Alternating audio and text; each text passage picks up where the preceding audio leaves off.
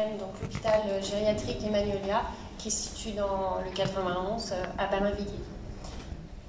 Bonjour, moi je suis Florence Lix, je suis aide-soignante à l'HPGM au Magnolia depuis 18 ans, en équipe avec Blandine. Référente humanitude. Référente humanitude aussi. Voilà, alors nous sommes ici en fait pour vous témoigner notre expérience sur le label Humanitude comme démarche rassurante pour les familles.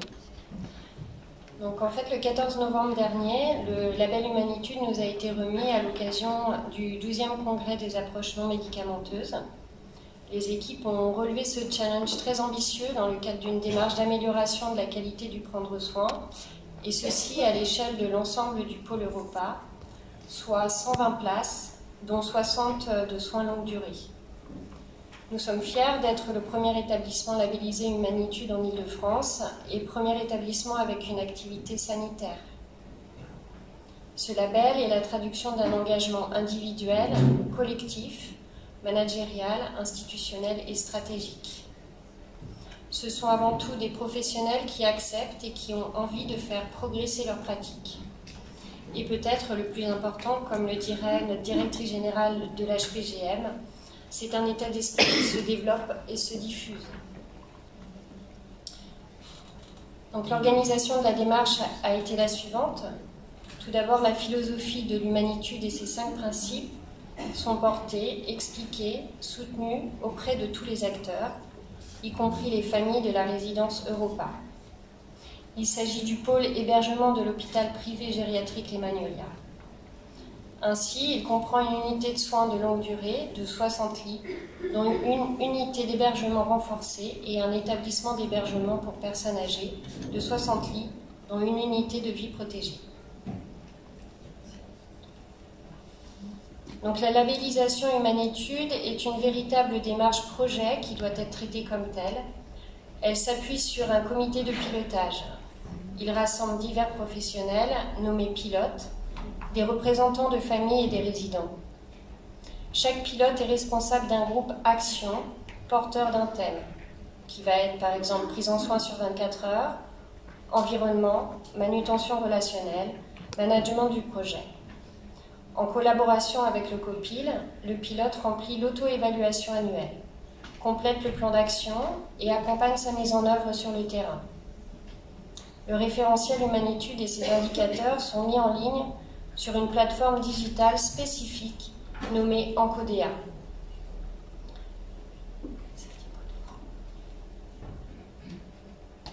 La démarche de labellisation a été impulsée par la Direction générale de l'HPGM depuis plusieurs années. Elle s'est engagée à mettre en œuvre cette démarche continue de la qualité en mentionnant les valeurs et les principes de l'humanitude dans tout document institutionnel, à commencer par le projet d'établissement. Dès lors, les valeurs de l'humanitude sont déclinées dans toutes les actions et projets mis en œuvre. Appel d'offres en restauration, prévention du risque infectieux, projet d'animation, projet du pôle d'activité de soins adaptés.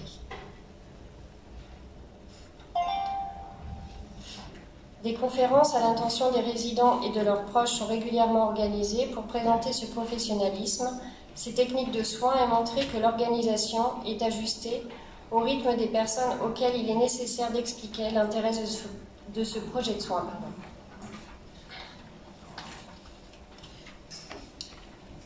Donc la philosophie d'Humanitude questionne chaque geste de soin. Il doit être positionné au bon niveau de soin pour chaque résident, et cela sans nuire à sa santé. Concrètement, il s'agit de recueillir le consentement du résident avant d'entreprendre chaque geste de soin. L'entrée en relation avec la personne âgée présentant ou non des troubles de type Alzheimer est le préalable à tout. Il s'agit bien de constamment chercher et maintenir le lien avec les personnes grâce au regard, au toucher et à la parole. L'équipe soignante cherche à maintenir l'autonomie et à favoriser la verticalité.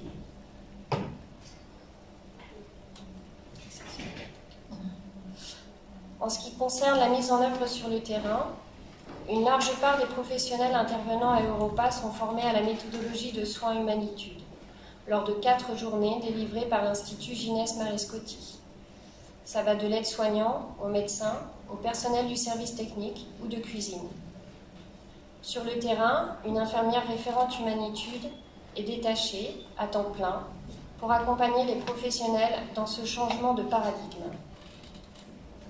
Elle enseigne, rappelle, accompagne et écoute les professionnels dans la mise en œuvre de l'ensemble des pratiques au bon niveau de soins. Capture sensorielle, technique de manutention relationnelle. Des ateliers sont également conduits pour approfondir les connaissances et les pratiques. Donc, ces ateliers s'organisent sous forme de jeux de rôle, mise en situation et techniques de manutention. Ils sont ouverts à l'ensemble des soignants, mais ils sont aussi l'occasion de favoriser la collaboration avec d'autres professionnels, psychologues, kinésithérapeutes, ergothérapeutes, secrétaires, diététiciennes et d'autres. Les référents humanitude sont des professionnels ressources. Ils ont reçu une formation renforcée aux techniques de l'humanitude qui appuie le déploiement de la démarche, accueil des nouveaux professionnels, compagnonnage.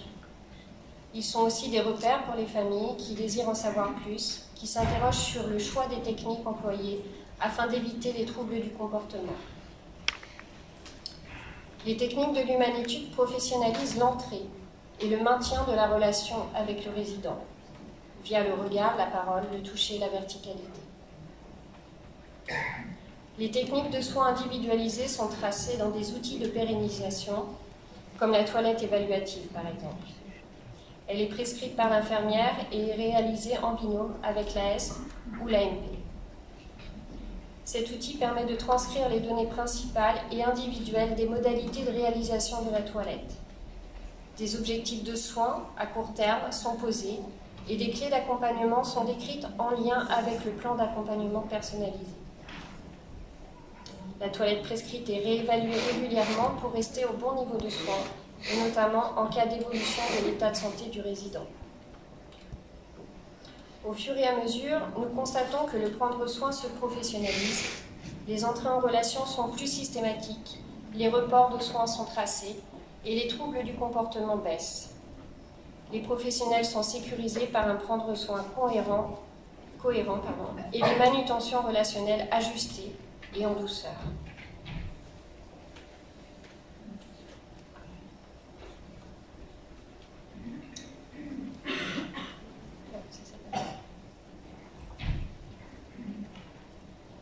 Et puis, il y a les peurs et les questionnements des familles des proches.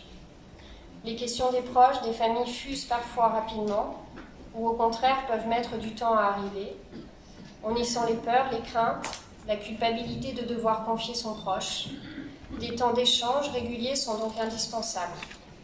Les outils réglementaires sont aussi des supports pour échanger, communiquer, faire avancer l'appropriation de ce savoir-faire et créer une relation de confiance.